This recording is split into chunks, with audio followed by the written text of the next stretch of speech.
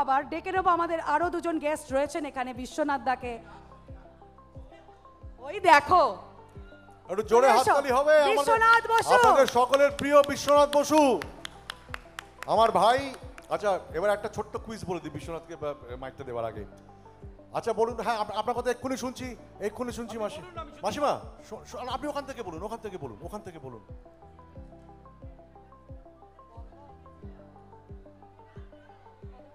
Actually আমার নতুন একটা কাজ শুরু হয়েছে, শ্রীমান ভগবান দাস, টেলিভিশনে আসছে 25 তারিখ থেকে। তার শুটিং ছিল। আমি দুটো কারণে পৌঁছতে পারি না, এক আমার বউ আটকে দিলে, এক শুটিং আটকে দিলে। এটা ভালো ছিল বলে বিষয়টা। আচ্ছা, আপনারা কি জানেন যে বিশ্বনাথের ডাক নাম হচ্ছে পল্টু?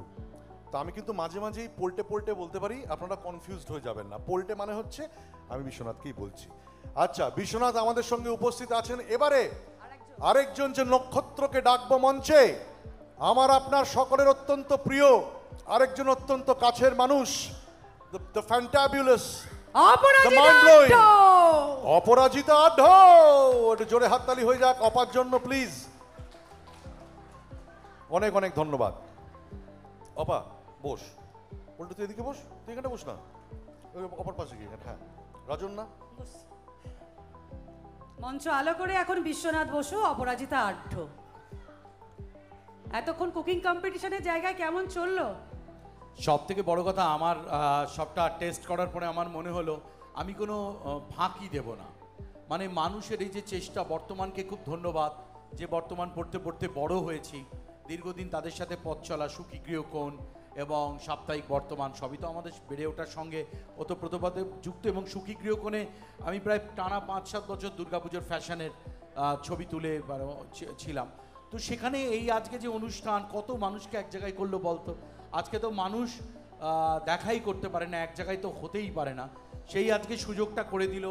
আজকে এই রবিবারে দুপুরবেলায় এরকম ইলিশ ভাত, এবং শুধু তাই নয়, যে দাদারা সারা সপ্তাহ এত খাটেন বা বাড়িতে থাকেন, তারা এই যে অন্যের বাড়ির স্ত্রী কেউ দেখতে পেলেন কি সুন্দর সেদিন ঘুরে বেড়াচ্ছে, এটা কি কম বড় প্রাপ্তি? আমিও কি কম বড় প্রাপ্তিতে? তো এই যেমন আমার বউ বলেছিল আজকের অনুষ্ঠানে চলো, আলো পরিবেশ ভালো না, যেও না, তাহলে আমার কাজটা হবে না। তো খুব ভালো লাগছে। আর বন্ধু সমাগম তো হয় না, এটা সব প্রাণের বন্ধু, বুঝতে পেরেছেন তো? এই যে বলে না ক্রাইম পার্টনার, এই হচ্ছে আমরা। ওই যে দেখো না হাসছে, দেখো হাসি শুরু হয়ে গেছে পাশ থেকে। তো আর রাজন্না আমাদের থেকে বয়সে ছোট হলে আমরা ভীষণ বন্ধু। হ্যাঁ, বুঝতে পেরেছেন? মানে কে কোথায় কবে দুর্বল হয়েছি প্রত্যেকের খবর রাখি কিন্তু।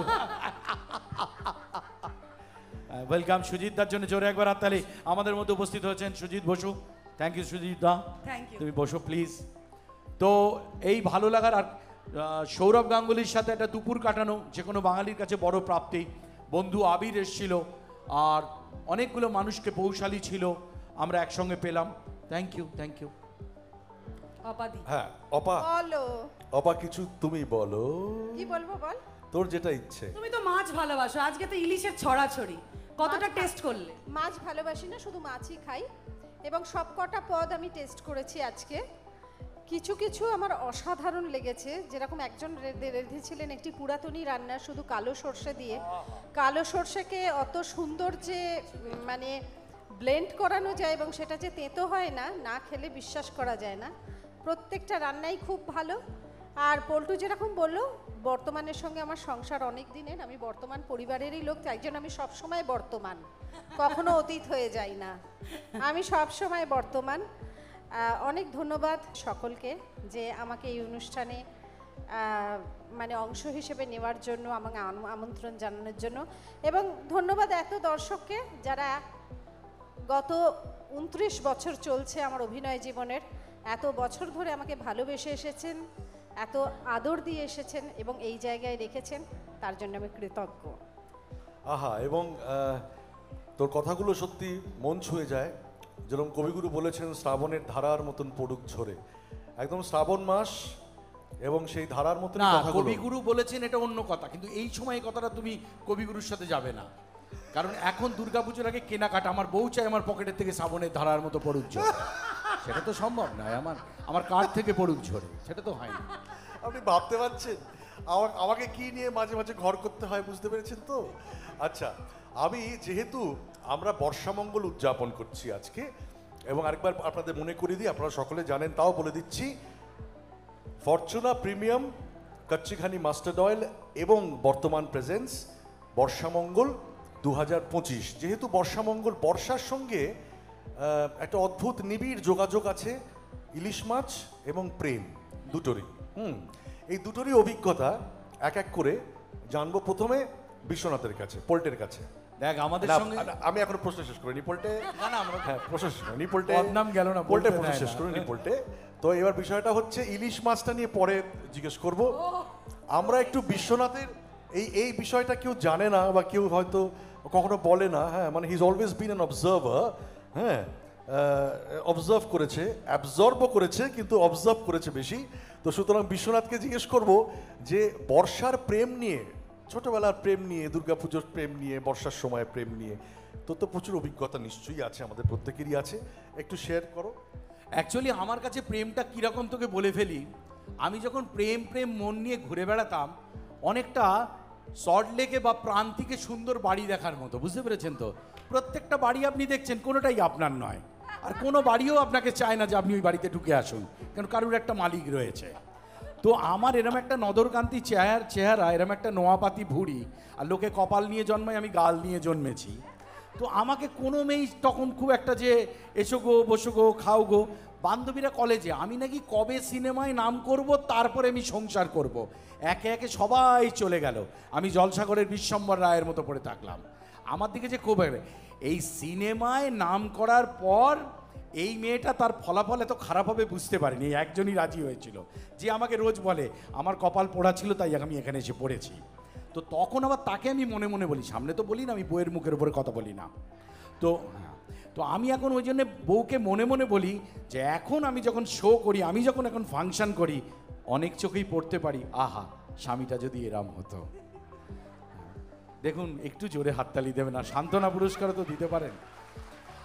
আর ইলিশের প্রতি প্রেম বলতে, আমার বাবা একজন খুব সাধারণ ইলেকট্রিক সাপ্লাইতে চাকরি করতেন, বুঝতে পেরেছেন তো? আমার বাবার মায়ের অদ্ভুত একটা ইকুয়েশন ছিল, ইরাক ইরান যুদ্ধ হচ্ছে, তাতেও আমার বাবা বলতো সর্ষের তেলটা একটু কম খরচা করো, দেশের অবস্থা ভালো না। আমেরিকা ভারতে আসছে না, ওদের সর্ষের তেলটা কম খরচা করো। আমি এরম একটা ফ্যামিলিতে বড় হয়েছি। সুতরাং ইলিশ মাছ আমাদের দেখা, গন্ধ শোকা, মানে অনেকটা কিরম বলুন তো, অভিষেক বচ্চনের সাথে আমার যা রিলেশন, ওর কাছে ঐশ্বর্য আছে আর আমি ভাবি আমার কাছে আছে। তো সেই রকম একটা ইলিশের সাথে সম্পর্ক। তারপরে আস্তে আস্তে দিনকাল বদলেছে, ঈশ্বর আমায় দুহাত তুলে আশীর্বাদ দিয়েছে। মা দুর্গা যাদের যাদের সঙ্গে আছে, তার মধ্যে বোস টাইটেলদের সঙ্গে তো রয়েছে, অন্তত বিশ্বনাথ বোস, সুজিত বোস তো অস্বীকার করতে পারবে না যে মা দুর্গা আমাদের সঙ্গে আছে। তো সেই আশীর্বাদ পাওয়ার পর এখন ইলিশ খাই, তবে ইলিশ আমি বেগুন দিয়ে, কালো জিরে দিয়ে পছন্দ করি। বিয়ে করেছি এখন বাঙাল, আর বুঝতে পেরেছেন ভারতবর্ষের দুটো জিনিসের কথা আপনাকে মেনে চলতে হবে, এক সুপ্রিম কোর্টের রায় আর এক নাম বইয়ের রায়। এই দুই রায় না হলে আপনি কোনোদিন সত্যজিৎ রায় হতে পারবেন না। তো ওইখানে বউ যা রান্না করে দেয় আমাকে ওটাই খেতে হয়। এই হচ্ছে আমার প্রেম আর ইলিশ প্রীতি। আর যেসব প্রেমিকারা আমার, মানে যাদের প্রতি আমার প্রেম জেগেছিল, তাদেরকে আমি এখন দুর্গাপুজোয় দেখি, বুঝতে পেরেছেন তো? বুঝতে পারি এখন মোটামুটি। হ্যাঁ, জানে কাহা গায়ে ও দিল, ওদের বুকের মধ্যে গায়ে। কিন্তু যাই হোক, আর কিছু করার নেই, আসছে বছর আবার হবে। আমারও তো কত কিছু হলো না বলুন। আমার চেনা পরিচিত যাদেরকে দেখে আমি বড় হয়েছিলাম, তাদেরও তো অন্য লোকে বিয়ে করে নিয়ে চলে গেল। এই হচ্ছে অবস্থা। মানে যাদের দেখে বড় হয়েছিলি তাদেরকে অন্য লোকে বিয়ে করে নিয়ে চলে গেছে, মানে ও সিঙ্গুলারে খেলে না, ও প্লুরালে খেলে। কেন? অ্যাকচুয়ালি তোর আমি বন্ধু, অত ছোট মনের লোকই নই আমি।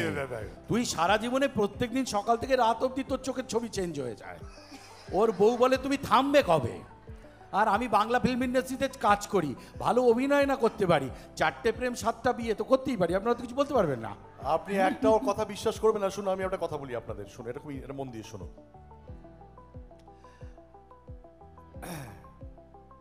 সকলের অধিকাংশ ক্ষেত্রে যেটা হয় যে বরেরা বউদের ভয় পায়, পাই তো? আমি পাই না, আমি কপাট বক্ষ। আমি যখন আমার বাড়ি একটা গলির মধ্যে, আমি যখন গলিতে এই ঢুকলাম, এই পা দিলাম, আমার বউ কাঁপছে থরথর করে, ওরে বাবা সাহেব এসছে, সাহেব এসছে। আমি দেখতে পাচ্ছি অনেক লম্বা লেন্স দিয়ে, আমি যখন আরেকটু কাছের লেন্স লাগাচ্ছি, আস্তে আস্তে ক্যামেরা জুম করছে, দেখছো থরথর করে কাঁপছে। আমি ভাবছি ভয়ে কাঁপছে, ওমা একদম ক্লোজ যখন চলে গিয়েছে মুখে, দেখছি ভয় না, রাগে কাঁপছে। আমি তখন বুঝলাম যে আমি ভুল। সুতরাং বিষয়টা হচ্ছে সব সাহেব আমাদের মধ্যে একমাত্র বন্ধু, আমার দীর্ঘদিনের বন্ধু। এই যে বইয়ের সম্পর্কে কথাটা বললো, ওর বইয়ের প্রতি প্রচণ্ড শ্রদ্ধা। আমাদের সমস্ত বন্ধুদের মধ্যে একমাত্র সাহেব যে বিজয়ের পরে বউকে প্রণাম করে। আপনারা ভালো থাকুন। ইলিশ খেয়েছেন তো, এবার ঢেকুর তুলে বাড়ি চলে যান। আমি বাড়ি চলে যাচ্ছি, আমি চলে গেলাম, ভালো থাকুন। আচ্ছা যা পোল খোলার সব পোল খুলে দিচ্ছে বিশ্বনাথ। আচ্ছা, এবারে আমরা যেহেতু বর্ষামঙ্গলের প্রেম নিয়ে একটু আলোচনা করছি, ইলিশ এবং প্রেম দুটোই পাশাপাশি যায়। অপা, তুই একটু কিছু বল। আরে আমার কিছু সেভাবে বলার নেই। এখানে রুদ্র থাকলে আমি খুব মিস করছি। আমার ইন্ডাস্ট্রিতে 3টে বন্ধু, এত বছর আমি 29 বছর কাজ করছি, সাহেব, পল্টু আর মানসী। মানে যাদেরকে আমি মন খুলে সমস্ত কিছু, বাদ বাকি সবার সঙ্গে আমি কাজ করি, সবার সঙ্গে আমার খুব ভালো সম্পর্ক। বন্ধু পল্টুর কাছে তো আমি মানে আমরা যে কথাটা কোনোদিন হয়তো অতনুকেও বলতে পারবো না, সেটা আমি পল্টুকে বলতে পারি। পল্টু আমার এরকম বন্ধু। সাহেবের সঙ্গে খুব কম এ হয়, কিন্তু সাহেব আমার প্রাণের লোক, আর মানুষ, এই 3জন, ওদেরকে না বলা কিছুই নেই। আর আমার ছোটবেলার প্রেম মানে হচ্ছে, আমার না খুব অহংকার ছিল রুদ্রকে, ওই জন্যই বলি আমি রুদ্রকে খুব মিস করছি। ও তো আমার পাড়ার ছেলে, ও জানে। আমরা 5 বন্ধু ছিলাম, এবং 5 বন্ধু মধ্যে যে মানে 5 বন্ধু বেরোলে তো তোরা ছেড়ে দাও ধামাকা। যখন কেউ একাও বেরোতো, মানে মানুষ এগিয়ে গিয়ে আরেকবার ঘুরে আসতো। হ্যাঁ, কেন ঘুরে আসতো? প্রথম কথা হচ্ছে দেখতে, আর দ্বিতীয় কথা হচ্ছে চুলগুলো সব হাঁটুর নিচে প্রত্যেকের। সুতরাং কেউ যখন একবার এগিয়ে যেত সুতরাং আমাদের প্রচণ্ড অহংকার ছিল, আমরা কোনো ছেলেকে পাত্তা দেব না, এই সব ছেলে নাকি আমাদের যোগ্য নয়। এবার কোনো ছেলে যদি কোনো বান্ধবীকে জিজ্ঞাসা করতো যে এই অপরাজিতার সঙ্গে, খবরদার নয় ও দিল তোড়নে কি মেশিন হ্যাঁ, তোর ওর স্টিলের হৃদয়, ও একদম ভেঙে দিয়ে চলে যাবে। একদম ও দূর থেকেই ভালো, আমরা যেরকম বলি না বিখ্যাত মানুষ দূর থেকেই ভালো, ও দূর থেকেই ভালো, একদম নয় দাদা এটা করিস না, জীবনটা শেষ হয়ে যাবে, এরকম ব্যাপার ছিল। তো যাই হোক, তা বলে যে প্রাণে ইচ্ছে ছিল না তা নয়, প্রচুর ইচ্ছে ছিল প্রেম করার, সাহস ছিল না বলে এইসব ন্যাকামো। ছোটবেলা থেকেই ভালো অভিনয় করি। বাবার বন্ধু ফুচকাওয়ালা, তার মানে ফুচকাওয়ালার সঙ্গে সামনে গিয়ে যে দুজনে ফুচকা ফুচকাওয়ালাও বাবা দাদাকে চেনে, কাকাকে চেনে, সারা পাড়ার লোক বিজনাঢ্য অহিনাঢ্য সবাইকে চেনে। সুতরাং আমার ওপর মানে এতই ছিল যে আমার কোনো সাহস ছিল না যে কারোর সঙ্গে প্রেম করা। সেই জন্য আমি একটা ভাব নিয়ে চলতাম যে এসব আমার জন্য নয়, বন্ধুদেরও দেখাতাম তাই। হ্যাঁ, কিন্তু তার মানে এই নয় যে চাইতো না। আর বর্ষার সাথে আমার প্রেম বরাবরের, কারণ আমি তো ডান্সার। আমি আমার প্রথম ভালোবাসা হচ্ছে আমি নৃত্যশিল্পী, আমি নাচ ভালোবাসি। সুতরাং বৃষ্টি যখন পড়ে আমার মনটাও নেচে ওঠে। আমি হয়তো কোনো না কোনো জন্মে ময়ূর ছিলাম। নমস্কার দাদা। তো বর্ষা যখন পড়ে, বৃষ্টি যখন পড়ে, আমার মনটাও নেচে ওঠে। আমার মনটাও, যদিও অতিবৃষ্টিতে আমি খুব কষ্ট পাই, কারণ মানুষের খুব ক্ষতি হয়, কিন্তু তৎসত্ত্বেও বর্ষার সঙ্গে আমার প্রেম। সুতরাং আমার প্রেমটা ওই রকমই। তার বাইরে গিয়ে কথা বলতে আরম্ভ করলে শেষ হবে না প্রেম সংক্রান্ত। যাই হোক, আর পল্টুর মতো আমি গুছিয়েও বলতে পারবো না, কারণ আমার সব সত্যি কথা। আর ইলিশ মাছের জন্য যদি বলি, পল্টু, আমাদের বাড়িতে না ইস্ট বেঙ্গল মোহনবাগানের লড়াই দেখতাম, জানিস এটা তো? তো সব বাড়িতেই বোধহয়। ওরে বাবা, আমার বাবা মায়ের মধ্যে, আমার মা হচ্ছে বাঙাল, বাবা হচ্ছে ঘটি। এবং যেদিন ফুটবল হতো আমি ভাবতাম এরা এত ঝগড়া করছে কেন, কারণটা কি? তখন আমি খুব ছোট। আর ওই বাঙাল ঘটি ইলিশ চিংড়ি, ইলিশই আসবে, বাবা বলবে না চিংড়ি আসবে, না ইলিশ আসবে। অ্যাকচুয়ালি তোর বাবা মা কেন ঝগড়া করতো জানিস? কেন? দুজনকে দোষারোপ করতো, এরা মেয়ে হলো কি করে। তুই আমার বাড়ির লোককে জানিস না।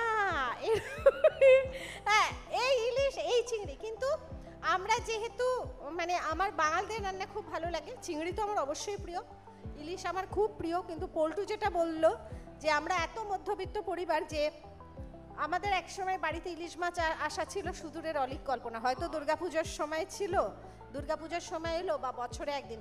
বছরে 2বার ছাড়া বিয়ের আগে ইলিশ খেয়েছি বলে মনে পড়ে না, সত্যি কথাই।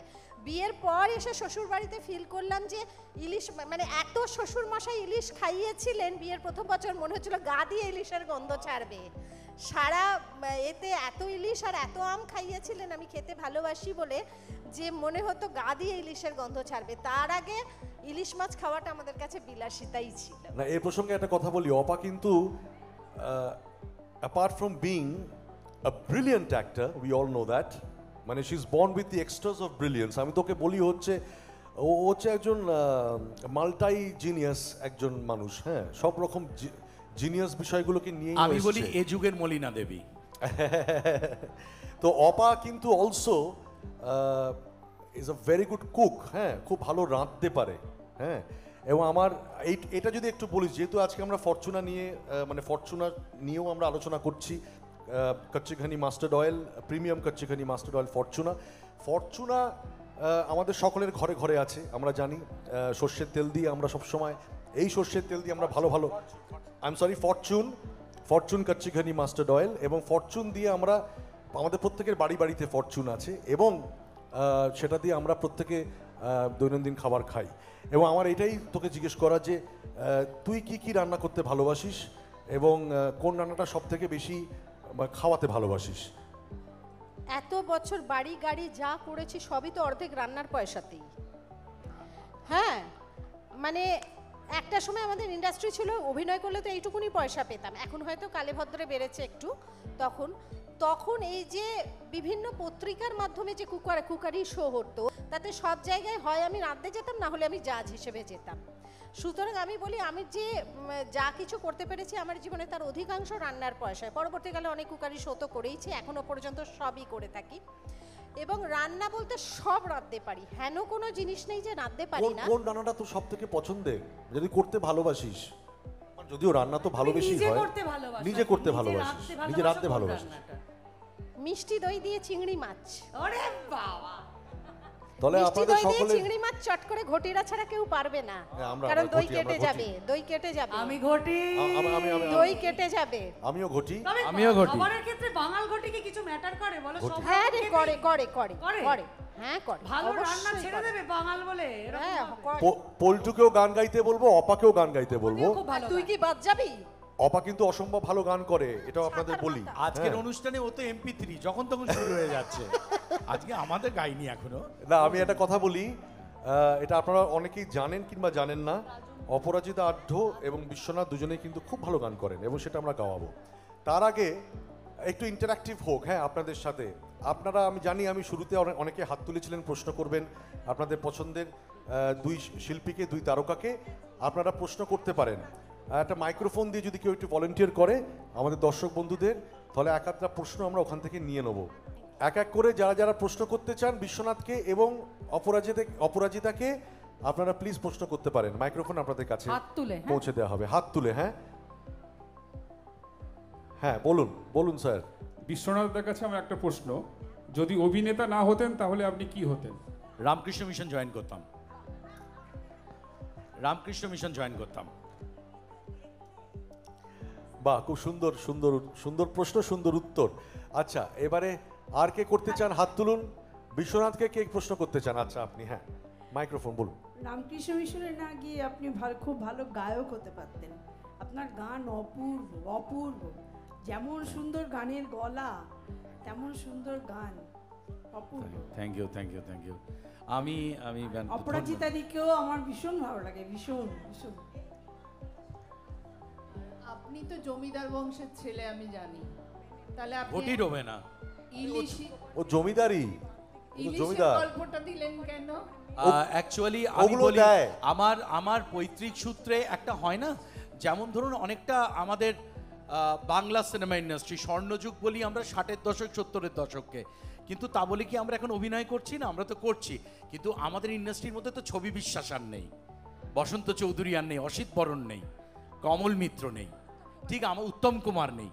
ঠিক তেমনি আমাদের পরিবার খুব কিন্তু প্রাচীন পরিবার, না, কিন্তু না। আমার বাবা খুব সাধারণ চাকরি করতেন। ওনারা নেই ঠিক আছে, কিন্তু আপনাদের জায়গাটা আপনারা তৈরি করেছেন।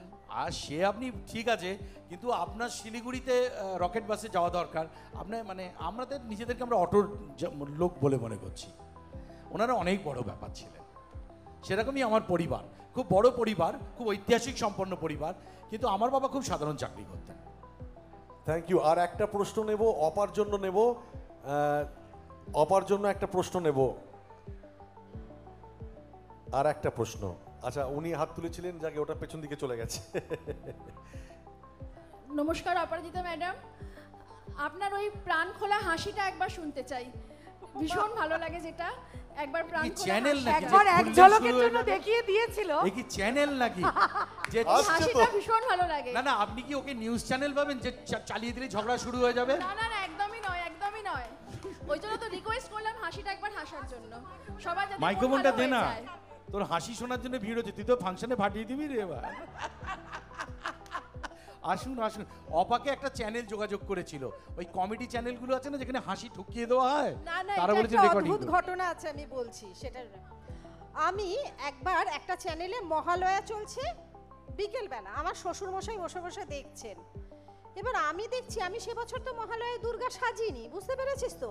আমি দেখছি কি একটা ঝাং করে মিউজিক হচ্ছে, আমি তো এগুলো বুঝি, মানে দুর্গা আর কি মেঘের মধ্যে থেকে এসে আর হা হা হা হা করে আমি হাসছি। আমি ভাবছি যে আমি তো করিনি, তাহলে কি আমার কি পুরনোটা চলছে? দেখছি না, অন্য একজন অভিনেত্রী করছে। আবার আমি রুটি করতে করতে দেখছি হা হা হা হা করে আমি দেখছি যে ব্যাকগ্রাউন্ডে দুর্গা যতবারই এন্ট্রি করছে কি ওই মানে বিজিএম এ আমার হা হা করে হাসিটা লাগিয়ে দিয়েছে। অসুরকে যতবারই দেখছে দুর্গা হা হা করে হাসছে এবং সেটা আমার হাসি। আচ্ছা, আমরা এবারে প্রশ্নোত্তর পালা এখানেই শেষ করবো, আমাদের সময়ের একটা বিষয় যেহেতু আছে, কিছু করার নেই। আচ্ছা, প্রথমে আমি বিশ্বনাথকে বলবো একটা গান গাইতে আমাদের জন্য। গাইবে তো বিশ্বনাথ আমাদের জন্য একটা গান? বিশ্বনাথ একটা গান করো। কত যে সাগর নদী পেরিয়ে এলাম আমি, কত পথ হলাম যে পার, তোমার মতন এত অপরূপ সুন্দর কাউকে তো দেখিনি গো আর। প্রিয়তমা মনে রেখো, অনুপমা মনে রেখো। Thank you. কে আওয়াজ, কে আওয়াজ। এই যদি 1900 খ্রিস্টাব্দে এইটাই যদি তখন বিশ্বনাথ করত এই গানগুলো, তাহলে কিন্তু এটা আরেকটা অন্য হিস্ট্রি হতে পারত। ঠিক আছে, হিস্ট্রি কুড হ্যাভ চেঞ্জড। হ্যাঁ, এবং বিশ্বনাথ যে শানুদার গান পছন্দ করে, শানুদাকে অসম্ভব ভালোবাসে, সেটা আমরা জানি। এবং শানুদা কিন্তু নিজে বলে যে আমার গান যদি একমাত্র কেউ খুব সুন্দরভাবে, খুব পারফেক্টলি গাইতে পারে, সেটা হচ্ছে বিশ্বনাথ বসু। আসলে খুব দরদ দিয়ে গায় এবং বিশ্বনাথ সেটাও দা, দরদ, ভালোবেসে। ওর গান কিন্তু ও শুধুমাত্র ফ্যান ও শানুদার, একদমই তাই। এবং ছোটবেলা থেকে। ওর গান যে শুধুমাত্র, দেখুন, গান তো শুধু গলা দিয়ে আসে না, গানটা অন্তর থেকে আসে, মানে এখান থেকে আসে, ফ্রম ইয়োর হার্ট। এবং ও গানটা না অত্যন্ত অন্তর থেকে গায়। আরেকটা জিনিসই আসে, ভালো রেমুনারেশন থেকেও আসে। মানে সেটা দেখো, হ্যাঁ, এটা তো অবশ্যই ব্যাপার। কিন্তু সত্যি থ্যাংক ইউ সো মাচ বিশ্বনাথের, এম থেকে, ভিটামিন এম থেকে আসে। Biswanath being such another versatile talented genius, আমি বলবো। আমার অত্যন্ত কাছের বন্ধু, আমার ভাই, আমরা একসাথেই কাজ করে, বলতে গেলে এত দীর্ঘ পথ আমরা একসাথে অতিক্রম করেছি। একটু জোরে হাততালি হয়ে যাক বিশ্বনাথের জন্য। Thank you, thank you. Thank you. আর আমি প্রমিস করেছিলাম যে অপাকে দিয়েও একটা গান গাওয়াবো, তো সেটা আমি একটু রিকোয়েস্ট করছি। অপা, you have to sing a song for us. অবশ্যই। কিন্তু তার আগে আমি একটা কবিতা বলবো, মানে ছড়া আর কি। যেহেতু বর্ষামঙ্গল, ইলিশ মাছ, প্রেম, এত কিছু তোরা বকবক করলি এতক্ষণ ধরে, অনেক পয়সা পেয়েছিস বুঝতে পারছি, আমার থেকে বেশি। না, আমাকে টাকা এখনো দেয়নি। ও দেয়নি, আমাকেও দেয়নি, চিন্তা করিস না, তোর দলে আমিও আছি। তারপরে রাত্রিরে ফোন করে বলবো, সাহেব পেয়েছিস? এই একবার ফোন কর না। যাই হোক, প্রেমে নাকি গ্রীষ্মকালী, প্রেমে নাকি বর্ষা নেই, প্রেমে নাকি গ্রীষ্মকালী, প্রেমে নাকি বর্ষা নেই, প্রেমিকেরে কাঁদতে হবে ফাগুনের দৃশ্য নেই। তবুও শব্দ শুনি, দিন রাত দুমদাম শব্দ শুনি। কত লোক পড়ছে প্রেমে, কত লোক দিচ্ছে গালি। আমিও পড়বি তো পড়েছি নানান প্রেমে, 17 সেই যে পড়া এখনো যায় কি থেমে। কত লোক গঞ্জনা দেয়, কতবার নিন্দা রটে, তবুও পড়ছি প্রেমে, যদি প্রেম সত্যি ঘটে। পড়ে পড়ে বুঝছি এখন বড় প্রেম যায় না পাওয়া, ছোট প্রেম স্বার্থে বাঁধা, সে শুধু প্রেমের হাওয়া। আর এবার যে গানটা গাইবো তাতে আপনারা এরকম নিশ্চুপ বসে থাকতে পারবেন না, আপনারাও গাইবেন এবং নাচবেন। আশ্বিন ফাগুন মাসে পরাণ ঘাসে নতুন বিয়ের ফুল ফুটিছে, উথালি পাথালি মনে আলতা কোণে নতুন বিয়ের ফুল ফুটিছে। তালে তালে হোক। হেই গো দুলালি রে, হেই গো পিয়ালি রে, হেই গো দুলালি রে, হেই গো পিয়ালি রে, ইনি বিনিটা পাটিনিটা নাটুনিটা সা, সাহেব বাবুর বউয়েছে দেখতে ভারী খাসা, উলো কুটি দুলো কুটি গৌরী হেন ঝি, তোর কপালে বুড়া বর করবো আমি কি। প্রত্যেকে খুব ভালো থাকবেন, আনন্দে থাকবেন। একটু জোরে হাততালি অপরাজিতার জন্য হবে প্লিজ। কয়েকদিন পরে আমি আর অপা একটা দারুণ ছবিতে পাঠ করতে চলেছি, সেটা এখন আমরা বলতে পারবো না, আমাদের বলা বারণ আছে। Thank you so much. এবং অপার এই মিষ্টি হাসি যেটা আপনারা বললেন, এই হাসিটা দেখার জন্য সকলে আমরা মানে একদম মুখিয়ে থাকি, এবং এই হাসি বরকরার রহে আপকা ইয়ে মুস্কান। Thank you. হ্যাঁ, এটা ঈশ্বরের কাছে আমাদের একমাত্র আমারও প্রার্থনা। একদমই। এবং আবার যেটা বললাম যে আমার এই দুই তারকাই versatile and they are extremely talented. আমি আপনাদের জন্য বিশ্বনাথকে দিয়ে আরেকটা ছোট্ট গান গাওয়াবো, তারপরে বিশ্বনাথ একটা লাস্ট একটা কিছু বলে আজকে এখানেই ওর অধিবেশন শেষ করবে। হ্যাঁ বলুন বলুন মাসিমা। এই আমি বাড়ি যাব। হ্যাঁ তুই নিশ্চয়ই বাড়ি যাবি, আমরা সকলেই বাড়ি যাবো। দুজনকেই আমরা ছেড়ে দেবো। কি বলেন বলুন। আমি কুমার শানুরি গাই, দেখুন, কিশোর কুমারের গাই। আমি কিন্তু আপনার মনের কথা পড়তে পেরেছি। আমি তাহলে আপনি আচ্ছা কুমার শানু, তুমি আছো এত কাছে তাই পৃথিবীতে স্বর্গকে পাই, তুমি আছো এত কাছে তাই পৃথিবীতে স্বর্গকে পাই, তোমার চোখে যে স্বপ্ন তাই দেখি যেদিকে তাকাই, তুমি আছো এত কাছে তাই। অপা এত সুন্দর একটা কবিতা বলল। ছোটবেলায় অনেক অনুষ্ঠানেই আমি কবিতা বলতে যেতাম, কিন্তু একবার একটা বিপদ ঘটেছিল, ছোট্ট করে আমি শেয়ার করব। আমাকে আমার মা জোর করে নাম দিত, আমার কবিতা বলতে ইচ্ছা করতো না, আমার হাঁটু কাঁপতো। তো আমার মা নাম দিয়েছিল, সেবারের কবিতা হচ্ছে রবীন্দ্রনাথ ঠাকুরের বর এসেছে। তো আমি কবিতাটা উঠলাম, উঠে বলেছিলাম যে আমার নাম বিশ্বনাথ বসু, কবির নাম রবীন্দ্রনাথ ঠাকুর, আর কবিতার নাম বর এসেছে। বলি কিরম না সব ভুলে গেলাম, এদিক সেদিক কিছুতেই কিছু খুঁজে পেলাম না। তো তখন স্যারেরা বলল যে আমার মাকে যে ওকে স্টেজ থেকে নামিয়ে নিন, বলতে পারছে না।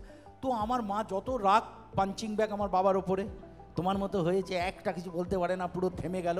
তা বাবা বলল কি গন্ডগোল হয়েছে? বলছে বর এসেছে, কবিতা বলতে গিয়ে একটা লাইন বলতে পারেনি। তো বলছে তাতে ভুল কি আছে?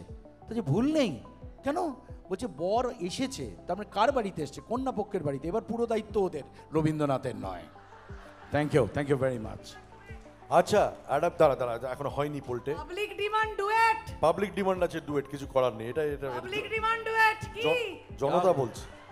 জনতা বলছে আমাদের কিছু করার নেই। জনতা বলছে, বর্তমান বলছে ডুয়েট গাইতেই হবে।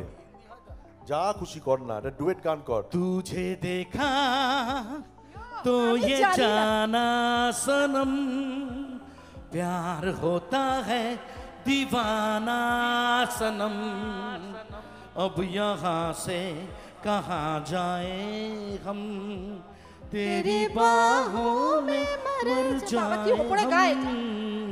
गा तुझे देखा तो ये जाना सनम, আরো নিচে प्यार होता है दीवाना सनम, अब यहाँ से कहाँ जाए हम, इस रास्ते से पलाए जाए हम।